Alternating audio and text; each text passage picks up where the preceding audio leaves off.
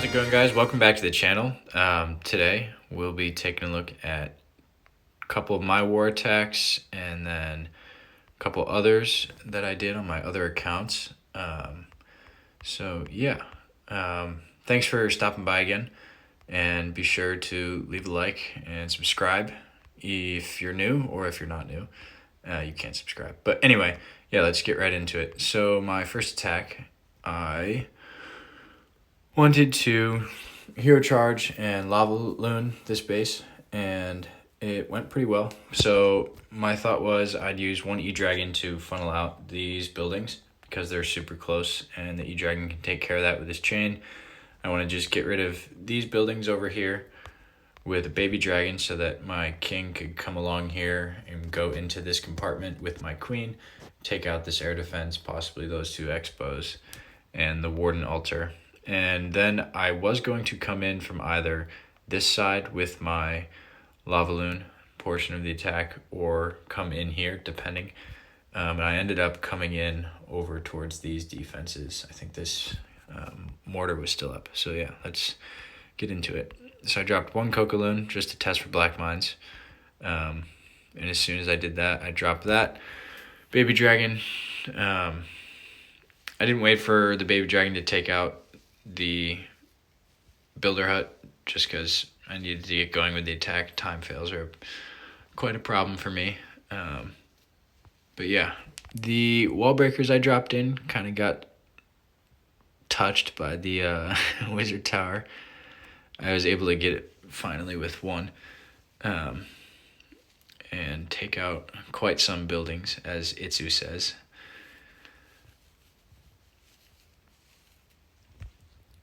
Unfortunately, I wasn't able to get that second expo down. I would have liked to have done that, but it was set on ground anyway. So then I was trying to decide which way to come in. So I just dropped one to see where my balloons would path to, and then some over there to take out those buildings to keep this group of balloons over here in the core of the base and go through like that. And I dropped my warden with this main group over here. And where my attack goes wrong is, you'll see here, see that black mine? It targets my warden. It doesn't kill him all the way, but you'll see he has almost no health left. And as soon as I noticed that, I had to hit his ability. And had I been able to save the ability for right now, I would have hit it right after that eagle shot, or right there when all those balloons were going to the town hall. All of those balloons would have stayed alive and raged through this whole core of the base, and I most likely could have 3-starred. But because of that, I wasn't able to. So, unfortunate black mine, but that is what it is. At this point, I was just trying to get a little bit more value, and I figured this side would be the best to come in with my slammer and one Lava-Loon that I still had. So I did get more value with the attack and more percentage, if that's what this war comes down to. So yeah, make sure to drop your warden more in the interior of your deployed group so that he doesn't get hit by a black mine. I thought that was kind of bogus. Anyway, so let's get into this second base. And if you can't guess what attack strategy I'm going to use, it's E-Dragons, because like I said in my previous video, all of these buildings are super close to each other, and there's really not a single building that will not chain to another building in this entire base. Yeah, every building has a building it can chain to.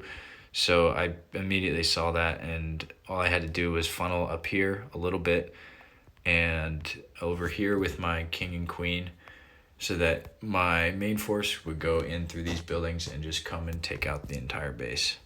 So let's take a look at that. Dropped one E-Drag, then the heroes, like I said. And yeah, you can see the E-Dragons just get a ton of value. And at this point, I was thinking maybe I should wait a little bit longer. So I dropped one, and then 2, and then I was like, yeah, it's not gonna matter, and I dropped the rest in, and we can kind of go through this one at double speed. At this, it just comes down to spell timing and placement. So if I had messed up some of my spells, maybe it wouldn't have been a 3-star, but I kind of doubt it, honestly.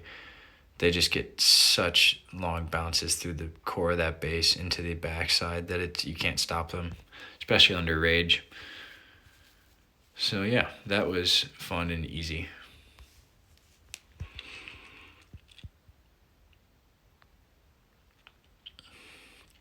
All right, before we take a look at one of my other attacks, I want to do, here it is. This is just a friendly attack, and this is for Town Hall 9 people. If any of you guys are watching this video, this is the army I use on my Town Hall 9 account. I always take a E-Dragon in my CC and use him to funnel.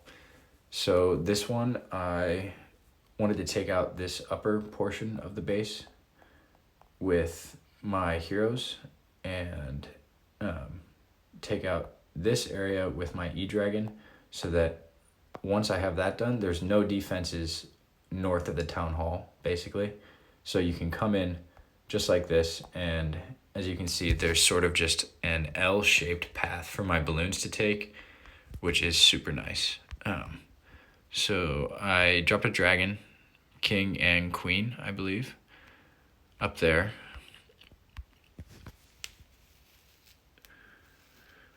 And you can see already, like, the queen's taking out those buildings because the E-Dragon will path to them if they aren't taken out. So you really, I really wanted to get into this cannon with my E-Dragon. And I dropped a E-Dragon there. And then rage, so that my dragon would definitely bounce. He got rid of that and then immediately flew over here. At this point, it was super nice. The other E-Dragon was on top of both these sweepers and the town hall, so my bounces from the E-Dragon would chain. So all I had to do was rage and freeze. I kind of failed this next freeze just by a second. He got that shot off, but it doesn't really matter, I guess. Black Mine took him out. And so after that, I just started in with my Lava-Loon portion of the attack. I only had 2 rages left, but I wasn't really that concerned, especially since there was only 1 or 2 splash damage, so I just had to time it so that my balloons would go into those splash damages quickly, which are these 2 wizard towers.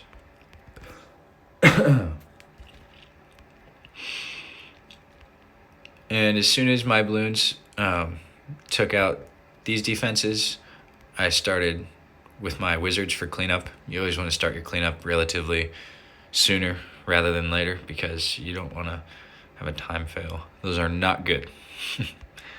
And I dropped my last rage just there, circling these 3 defenses so that the balloons would have rage and speed going into the rest of the defenses of this base. So yeah, that's a little Lava-Loon strategy explanation. Something I like to do also is drop my balloons first and then my lava hounds, because I'd rather lose 1 balloon to a lava hound from one balloon to a black mine than have my lava hound lose half its health before it's even into the base. It's just something to think about. A lot of people like to drop their lava hound first so it can pick up the red mines, but that's what I think of it. Let's see. Okay, so yeah, this one I wanted to hero charge into this compartment and get this sweeper out. Unfortunately, I don't think I did. No, I didn't. And then I was thinking just a Lava-Loon portion around this side of the base. Oh, whoops, that's a bit too fast. So I dropped a dragon there to help funnel king and then queen. I should have dropped this dragon first before my heroes so that my queen would have definitely gone in. Actually, I don't think that would have mattered because she's stubborn. Dropped a rage there just to speed it up and help my king get through the dark elixir, which has so much health, and the enemy king. dragons are doing a great work of funneling, walking around the base, not going in, especially this one over here. He's not getting targeted. Had the E-Dragon in the clan castle, which was nice, especially since I had an E-Dragon in mine. So under a freeze, I can take him out, no problem.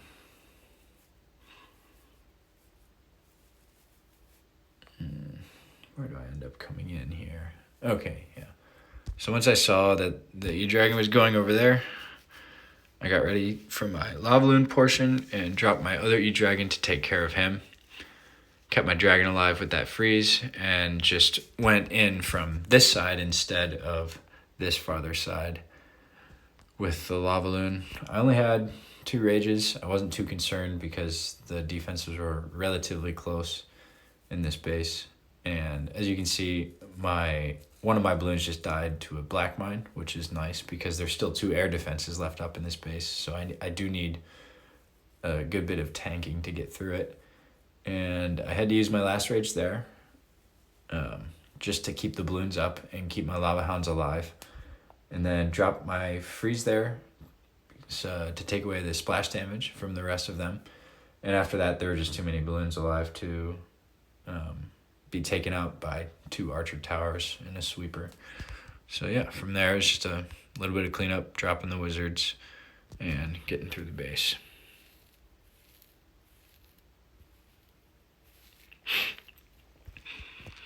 All right, we'll be taking a look at one more attack, and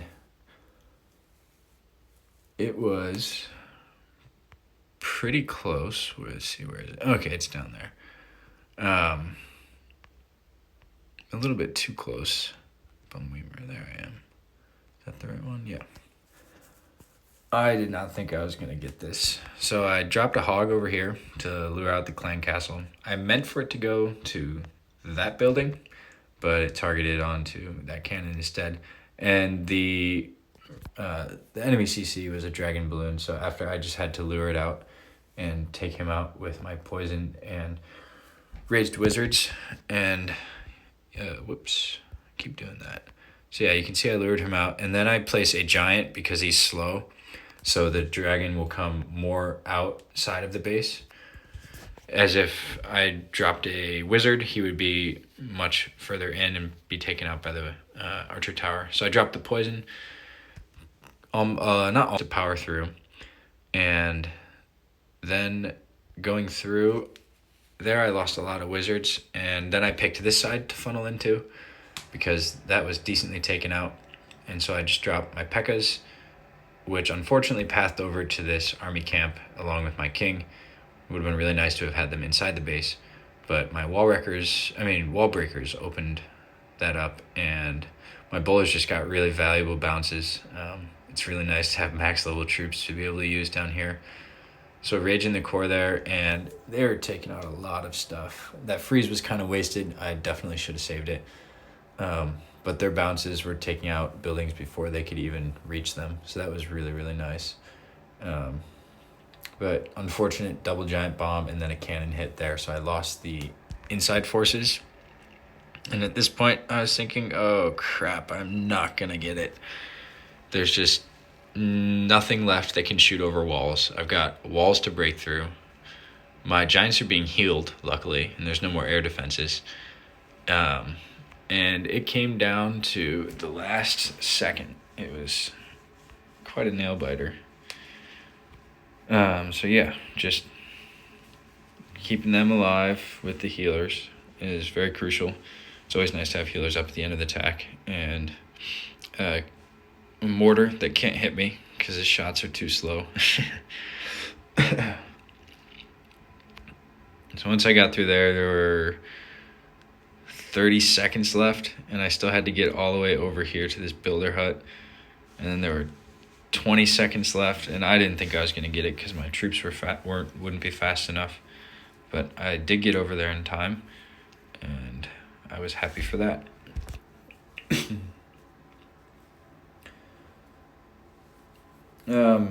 So this war is looking good so far. We've got 1, 2, 3, 4, 5. I don't know what happened there. 6 3 stars, which is looking pretty good. Granted, it's not long into the war. If y'all are wondering, last war we did not win. Our mid-range guys didn't attack too great, and I think we lost by 7 trophies, I believe. So that is that. But also today in Legend League, I did really crappy. Not really crappy, but just not the best. I got 30 trophies minus 3 times. So that's kind of hard to combat against. Otherwise, I would have been like sort of maybe minus 7 trophies or even closer to even, a lot closer to even. And the day before that, I did not do well either. Both days I've been rushing my attacks because I've got a shit ton of homework to do. So, yeah. Anyway, thanks for stopping by. And if you liked the video, be sure to leave a like. If you're new here, subscribe so that you can see more of my videos. And yeah, thanks for watching and have a good day.